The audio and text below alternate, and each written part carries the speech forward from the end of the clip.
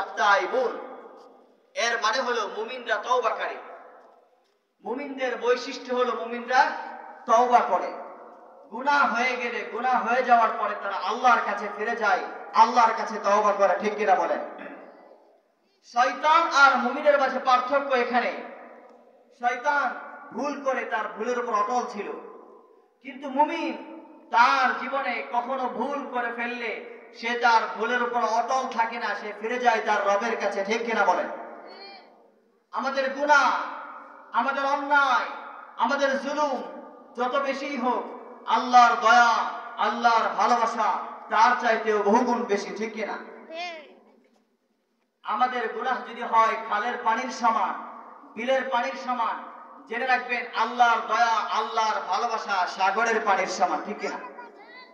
আমাদের গুনাহ যদি হয় পাহাড়ের সমান, আমাদের অন্যায়, আমাদের জুলুম, আমাদের ভুলগুলো যদি হয় পাহাড়ের সমান, জেনে রাখবেন আল্লাহর দয়া, আল্লাহর ভালোবাসা আকাশের সমান।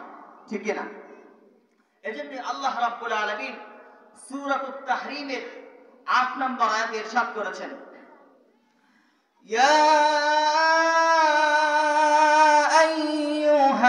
আইয়ুহাল্লাযীনা আমানু তুবু ইলাল্লাহ।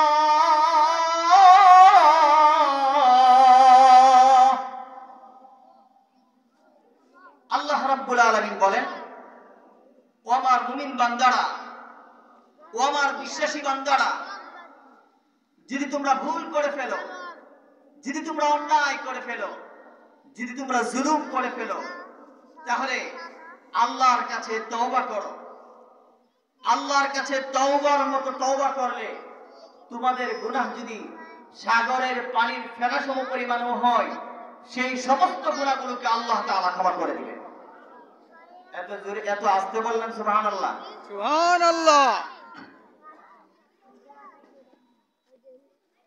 তবে তওবাটা হতে হবে তাওবাতুন নাসুহা, খাঁটি দিলে তওবা, একনিষ্ঠ তওবা। সকালে তওবা করলাম, দুপুরে আবার পাপ করলাম। সকালে মিথ্যা কথা বললাম, দুপুরে তওবা করলাম, বিকেলে আবারও মিথ্যা কথা বললাম। সকালে ধোঁকা দিলাম, তওবা করলাম, দুপুর বেলা আবারও ধোঁকা দিলাম। সকালবেলা কাউকে ওজনে কম দিলাম, তওবা করলাম, বিকেলে আবারও ওজনে কম দিলাম। এমন তওবা করলে হবে? তওবা হতে হবে খাঁটি দিলে তওবা। কেমন তওবা? খাঁটি দিলে তওবা, তাওবাতুন নাসুহা। এর অর্থ হলো খাঁটি দিলে তওবা, সিনসিয়ার রিটার্ন, একদম একনিষ্ঠভাবে আল্লাহর কাছে ফিরে আসে। একনিষ্ঠভাবে যদি আল্লাহর কাছে কেউ ফিরে আসে, তাহলে আল্লাহ তাআলা তার জিন্দেগীর সমস্ত গুনাহ মাফ করে দিবেন। তওবা হতে হবে সাহাবায়ে কেরামের মতো তওবা। সাহাবায়ে কেরামের তওবা কেমন ছিল? সাহাবায়ে কেরাম রাদিয়াল্লাহু আনহুম আজমাইন তারা কেমন তওবা করতেন? মুসলিম শরীফের হাদিস 1695 নম্বর হাদিস। হাদিসটি ইমরাতে গামিদিয়া নামে পরিচিত। গামিদি গোত্রের একজন মহিলা সাহাবী নারী ছিলেন। তিনি শয়তানের ধোঁকায় পড়ে, নফসের ধোঁকায় পড়ে জিনায় লিপ্ত হয়ে গিয়েছিলেন, ব্যভিচারে লিপ্ত হয়ে গিয়েছিলেন। ইমরাতে গামিদিয়া ব্যভিচারে লিপ্ত হওয়ার পরে তার দিলের মধ্যে আল্লাহর ভয় জাগ্রত হয়। ওই সাহাবী নারী গুনার মধ্যে লিপ্ত হওয়ার পরে, জিনায় লিপ্ত হওয়ার পরে তার মনের মধ্যে আল্লাহর ভয় জাগ্রত হয়, আল্লাহর কথা স্মরণ হয়, তার মনে জাগ্রত হয়, আমি তো জিনা করেছি, আমি তো ব্যভিচার করেছি, পৃথিবীর কেউ দেখে নাই, গোটা পৃথিবীর কেউ না দেখলে কিন্তু একজন দেখেন, তিনি কে? আল্লাহ। সেই সাহাবী নারীর মনের মধ্যে জাগ্রত হয়, তার স্মরণ হয়, আমি তো জিনা করেছি, সারা পৃথিবীর কেউ দেখে নাই, কিন্তু আমাকে আল্লাহ তাআলা দেখেছেন। আল্লাহর ভয় যখন তার দিলের মধ্যে জাগ্রত হয়, সেই নারী সাহাবী বিশ্বনবী মুহাম্মদ আরবি সাল্লাল্লাহু আলাইহি ওয়াসাল্লাম পড়েন, সাল্লাল্লাহু আলাইহি ওয়াসাল্লাম। মুহাম্মদ আরবি সাল্লাল্লাহু আলাইহি ওয়াসাল্লামের কাছে এসে উপস্থিত হয়। নবীজিকে এসে বলেন, ইয়া রাসূলুল্লাহ, ইয়া হাবিবাল্লাহ,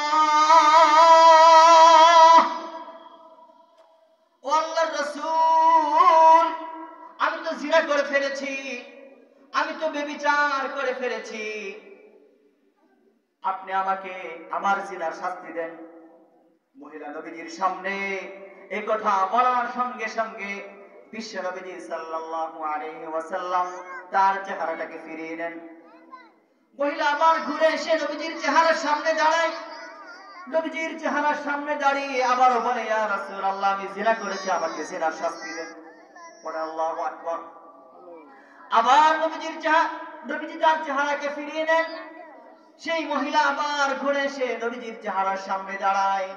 নবীজির চেহারার সামনে দাঁড়িয়ে বলে, ইয়া রাসূলুল্লাহ, ইয়া হাবিবাল্লাহ, আমি জিনা করেছি, আমাকে জিনার শাস্তি দেন। এবার নবীজি বলেন, তুমি যে জিনা করেছো, তোমার জিনার প্রমাণ কি? তুমি যে জিনা করেছো, এই জিনাকে প্রত্যক্ষ করেছে এমন কাউকে, এমন 4 জনকে সাক্ষী হিসেবে নিয়ে আসো। এটা কি সম্ভব নাকি? কেউ দেখলে কি মানুষ জিনা করে নাকি? হ্যাঁ, ওই নারী সাহাবী নবীজির কাছে বলেন, ইয়া রাসূলুল্লাহ, আমি তো নিজেই অপরাধী, আমার অপরাধের কথা আমি নিজেই স্বীকার করছি, আমার আবার সাক্ষী লাগবে নাকি?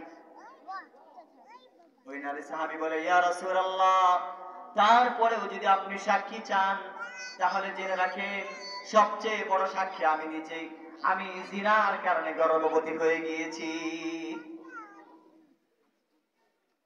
এবার রাসূল আকরাম সাল্লাল্লাহু আলাইহি ওয়াসাল্লাম বলেন, তাহলে যাও, তুমি যেহেতু গর্ভবতী হয়ে গিয়েছো, তোমার পেটের মধ্যে যেহেতু সন্তান চলে এসেছে, তুমি যখন এই সন্তানকে প্রসব করবে, এই সন্তান যখন প্রসব করবে তখন আমার কাছে আসবে। ওই নারী সাহাবী বাড়িতে চলে যায়। 10 মাস পর্যন্ত অপেক্ষা করে। কয়দিন?